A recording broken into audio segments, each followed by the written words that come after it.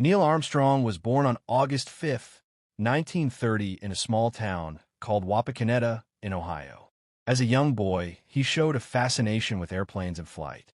When he was just 6 years old, his father took him on his very first airplane ride in a Ford Trimitor, and that single experience sparked a dream that never left him. From that day forward, Armstrong wanted to explore the skies. He read books about aviation, he built model planes, and he spent hours imagining what it would be like to fly higher than anyone ever had. As he grew older, his passion only grew stronger. By the time he was 15 years old, he had already earned his student pilot license, even before he learned how to drive a car. This achievement showed not only his dedication, but also his natural talent for flying. Armstrong studied aeronautical engineering at Purdue University, where he worked hard to understand every detail about airplanes and flight mechanics. His studies were interrupted when he served as a naval aviator during the Korean War. He flew dangerous missions and showed bravery under pressure, which earned him respect among his fellow pilots. After the war, he returned to complete his education and later became a test pilot. This was a very risky job because he had to fly experimental aircraft that sometimes had never been tested before. Armstrong flew more than 200 different models of aircraft, including some of the fastest jets of his time. His calm personality and ability to stay focused in high-stress situations made him one of the best test pilots in the country. His reputation grew, and soon NASA invited him to join the astronaut program. In the early 1960s, space exploration had become a major goal for the United States.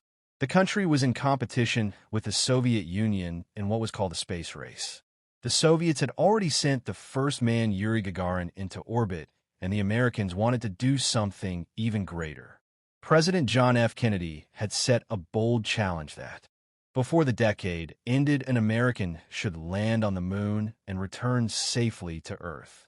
This challenge inspired thousands of scientists, engineers, and astronauts, including Armstrong. Armstrong's first trip to space was during the Gemini 8 mission in 1966, where he proved his skill by handling a dangerous emergency.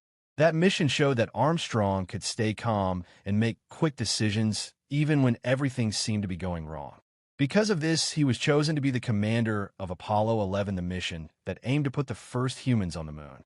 On July 16, 1969, the Apollo 11 spacecraft lifted off from Kennedy Space Center in Florida. The Saturn V rocket that carried them was the most powerful rocket ever built at the time.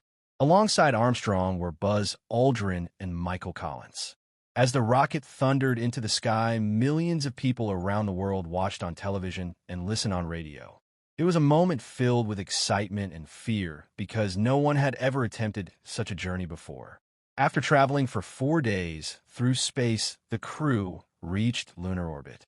Michael Collins stayed aboard the command module called Columbia, while Armstrong and Aldrin entered the lunar module called Eagle. As Eagle descended toward the moon, Armstrong noticed that the programmed landing site was filled with rocks and craters. He realized that if they landed there, the module could crash. Taking manual control, he guided the Eagle to a safer flat spot. His fuel was running low, but with steady hands, he made the landing successful. At that moment, Armstrong calmly announced to Mission Control, "The Eagle has landed." Several hours later, on July 20th, 1969, Armstrong prepared to take the first steps onto the lunar surface. Wearing his bulky white space suit, he slowly climbed down the ladder of the lunar module. The world waited in silence. When his foot touched the dusty surface, Armstrong said the historic words, "That is one small step for man, one giant leap for mankind." People across the earth cheered, cried, and felt united by this incredible achievement. Armstrong and Aldrin spent over 2 hours exploring the surface. They collected rocks and soil samples, took photographs, and conducted experiments. They planted the American flag and left behind a plaque that said, "Here men from the planet Earth first set foot upon the moon, July 1969 AD. We came in peace for all mankind." Meanwhile, Collins orbited above alone, but ready to bring his crewmates back home. When their mission on the surface was complete, Armstrong and Aldrin returned to the lunar module and then rejoined Collins in orbit. Together, the three astronauts set a course for Earth. On July 24th, they splashed down safely in the Pacific Ocean, where they were greeted as heroes. Neil Armstrong became a global icon. Yet despite all the fame, he remained humble. He always said that he was not a hero, but only one part of a team of thousands of people who made the moon landing possible. Engineers, technicians, scientists, and astronauts had all worked together to achieve this dream. Armstrong preferred to stay away from the spotlight and lived a quiet life after leaving NASA. He became a professor and inspired young students to pursue science and engineering. The story of Neil Armstrong walking on the moon remains one of the greatest moments in human history.